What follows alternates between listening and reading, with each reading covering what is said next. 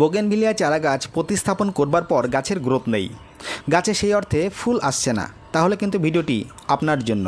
আমি সঙ্গে রয়েছি বিশ্বজিৎ, আর আপনারা দেখছেন আপনাদের প্রিয় চ্যানেল বিপ্র গার্ডেন। শুরুতেই বলবো, এই রকম টিপসমূলক ভিডিও প্রতিনিয়ত পেতে চ্যানেলটিকে সাবস্ক্রাইব করে সঙ্গে থাকবেন।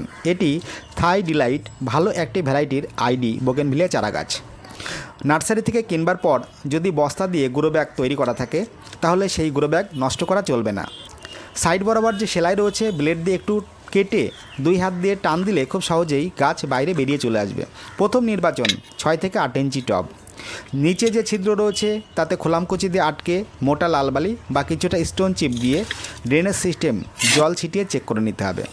তাতে সুপারমানের ড্রেনেজ সিস্টেম রাখবার জন্য বেশ কিছুটা পরিমাণ ধানের চিটে দিয়ে নেওয়া যেতে পারে। এবার গার্ডেন থেকে নির্বাচিত মাটি যদি ঢেলা আকার হয়, অর্থাৎ ঢিল ঢিল ভাব থাকে, তাহলে তা ভেঙে যতটা সম্ভব গুঁড়ো করে নিতে হবে। পুরনো মাটি যদি ব্যবহার করতে চান, তাহলে 50% পুরনো মাটি, নতুন মাটি 50% দিয়ে সম পরিমাণ অনুপাতে মিশিয়ে নিতে হবে। এইবার তার সঙ্গে মেশাতে হবে 20% ভার্মি কম্পোস্ট নতুবা ভালো মানের 1 বছরের পুরনো গোবর সার।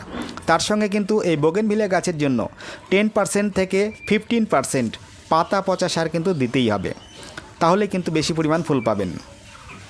এবার মোট মাটির পরিমাণ যদি সিমেন্টের বস্তার 1 বস্তা হয়, এর সঙ্গে যোগ করে নেবেন 30 থেকে 40 গ্রাম গুঁড়ো নিমখোল, 30 থেকে 40 গ্রাম হাড়ের গুঁড়ো, 30 থেকে 40 গ্রাম শিংকুচি, আর দিতে হবে 20 থেকে 25 গ্রাম সিঙ্গেল সুপার ফসফেট, আর 20 থেকে 25 গ্রাম মিউরেট অফ পটাশ, যা গাছে ফুল আনতে সাহায্য করবে, গাছের অনাক্রমতা শক্তি বাড়াবে, কাণ্ডগুলিকে শক্তিশালী রাখবে।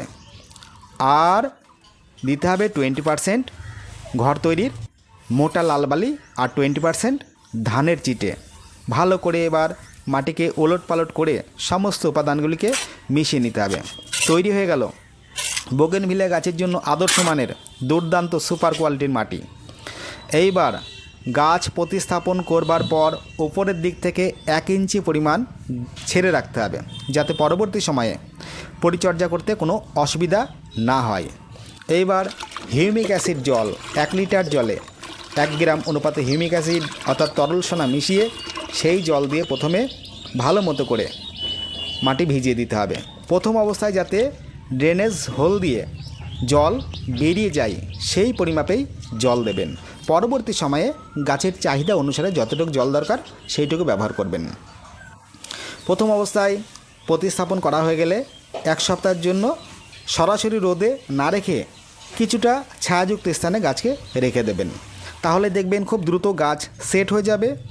আর এই তীব্র গরমের মধ্যে যদি গাছ প্রতিস্থাপন করেন, তাহলে 3 থেকে 4 দিন অন্তর অন্তর ঠান্ডা কলের জল বা বরফ মেশানো জল গাছের পাতায় স্প্রে করে রাখবেন, তাহলে দেখবেন গাছ খুব দ্রুত সেট আপ করে নিয়ে ফুল দিতে শুরু করে দেবে। তাহলে পরের ভিডিওতে আবার দেখা হচ্ছে, সঙ্গে থাকবেন। নমস্কার।